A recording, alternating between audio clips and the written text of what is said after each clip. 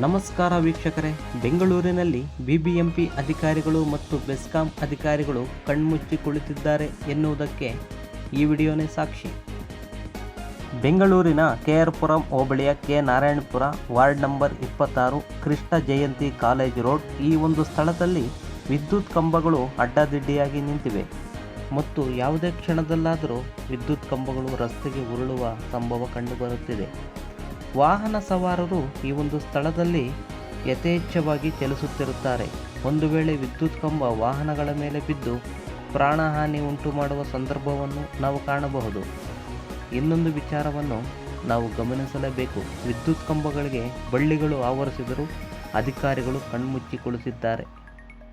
ಅಧಿಕಾರಿಗಳು ಸರ್ಕಾರದಿಂದ ಸಂಬಳವನ್ನು ಪಡೆದು ತಮ್ಮ ಜೇಬನ್ನು ತುಂಬಿಸಿಕೊಳ್ಳುತ್ತಿದ್ದಾರೆಯೇ ಹೊರತು ಸಾರ್ವಜನಿಕರ ಕುಂದುಕೊರತೆಗಳಿಗೆ ಸ್ಪಂದಿಸುತ್ತಿಲ್ಲ.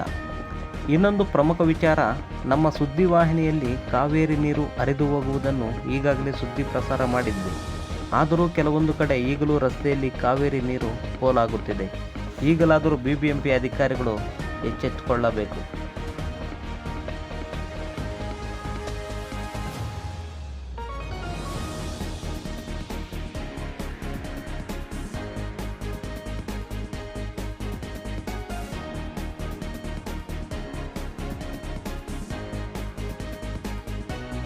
ಕೆಎ ಕನ್ನಡ ನ್ಯೂಸ್, ನಮ್ಮ ಕನ್ನಡಿಗರ ಧ್ವನಿ.